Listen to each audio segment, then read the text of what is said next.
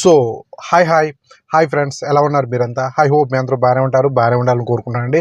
Sorry guys, video కూడా late అయిపోయింది. నేను ఇప్పుడే Nani hero natural star Nani cinema వచ్చింది కదండి, హిట్ సినిమా మాత్రం భలే ఉందండి, సూపర్ ఉంది. చెత్త లవ్ స్టోరీ లేకుండా 100 రెట్లు చాలా బాగుందండి సినిమా. సో అయితే ముఖ్యమైన మ్యాటర్ చెప్తాను వినండి. గోల్డ్ ఈ మధ్యన గోల్డ్ మీద చాలా రూమర్స్ వస్తున్నాయి. మీరు చూస్తున్న ఇన్స్టాలో, టిక్టాక్లో, ఫేస్బుక్లో వాటిలో గోల్డ్ ఆడవాళ్ళకేమో 10 గ్రాములు, మగవాళ్ళకి 5 గ్రాములు అని చెప్పి చాలా రూమర్స్ వస్తున్నాయండి. సో ఇది పూర్తిగా ఫాల్స్. ఇది ఏమాత్రం నిజం కాదు. ఎందుకంటే నేను ఎందుకు కన్ఫామ్గా ఫాల్స్ అని చెప్తానంటే, సో అఫీషియల్గా మన ఇండియన్ యాక్సెస్ చేసే వెబ్సైట్లో ఇందులోని కూడా అఫీషియల్గా అప్డేట్ లేదు. ఓకే, నెక్స్ట్ ఇంకొక విషయం ఏంటంటే, గోల్డ్ రేట్ పెరిగిపోయిందన్న మాత్రం నిజమే. గోల్డ్ రేట్ భారీగా పెరిగిపోయింది నిజమే. ఇప్పుడు ఎవరు గోల్డ్ కొనలేదు, అందరూ సిల్వర్ మీద పడ్డారు. సో ఇదైతే నిజమే. అయితే ఏ ఎయిర్పోర్ట్లోని కూడా ఆడవాళ్ళకి 10 గ్రాములు, మగవాళ్ళకి 5 గ్రాములు రూల్ అని లేదు. సో గవర్నమెంట్ కేవలం ప్రైస్ చూస్తారు తప్ప గ్రాములు చూడరు.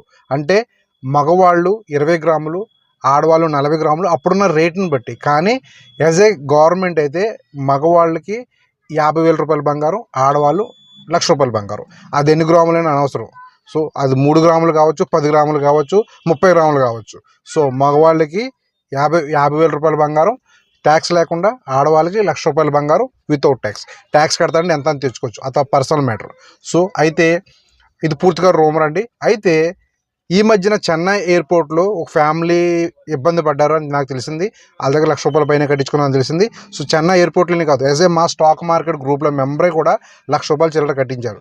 అతను కడప నుంచి ఫ్రెండ్ ద్వారా డబ్బులు రప్పించుకొని ఎయిర్పోర్ట్లో బంగారం వదలలేక ఆ ట్యాక్స్ ఏదో వాళ్ళు కట్టించి తీసుకున్నారు. అయితే చెన్నై ఎయిర్పోర్ట్లో ఏం జరుగుతుందంటే, మన ఈ అదర్ స్టేట్ పాస్పోర్ట్ వాళ్ళనే ఎక్కువ ఇబ్బంది పెడుతుందని తెలిసింది. అంటే చెన్నై లోకల్ పాస్పోర్ట్ కాదు, అంటే చెన్నై అడ్రస్ ఉన్న పాస్పోర్ట్లని వాళ్ళ తమ్ముళ్ళు ఏదో మొత్తం గొడవడ ఏదో సాధించుకు వచ్చేస్తారు. కాబట్టి బయట రాష్ట్రాలు, కర్ణాటక, తెలుగు, ఇటు కేరళ, ఈ డిఫరెంట్ లాంగ్వేజ్ వాళ్ళని ప్రత్యేకంగా వాళ్ళని ఆపేసి గంగారం చెక్ చేయించి వాళ్ళకి అది ఇది ట్యాక్స్ ఏదో చెప్తున్నారు. పాపం మన వాళ్ళు మాట్లాడలేక భయపడిపోయి ట్యాక్స్గా బయటకు వచ్చేస్తున్నారు. అది లీగల్ ట్యాక్స్ కూడా కాదు, బిలాదానికి మేబీ రిసిప్ట్లేం ఇవ్వట్లేదు. సో ఇదంటే జరుగుతుంది. ఇది అక్కడ ఉన్న వాళ్ళు ఏదో గ్యామ్లింగ్ చేస్తున్నారు తప్ప యాజ్ అ గవర్నమెంట్ రూల్ ప్రకారం అయితే లేనే లేదు. ఎందుకంటే నాతో పాటు చదువుకున్న చాలామంది పోలీసులుగా ఉద్యోగాలు చేస్తున్నారు. కొందరు కస్టమ్స్లో కాదు, రాజమండ్రి ఎయిర్పోర్ట్లో కానీ, విజయవాడ ఎయిర్పోర్ట్లో కొందరు ఉద్యోగాలు చేస్తున్నారండి.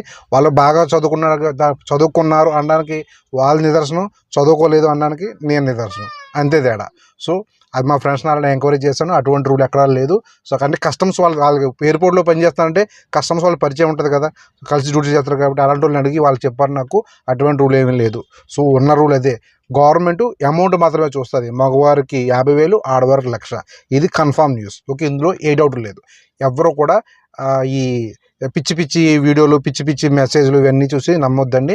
సో గవర్నమెంట్లో మనం గూగుల్లో సెర్చ్ చేసామంటే ఇండియన్ కస్టమ్స్ అధికారులు వెబ్సైట్లు కనపడాలి, ఈ విధంగా వస్తుందని చెప్పి. అది ఓకే, బాయ్.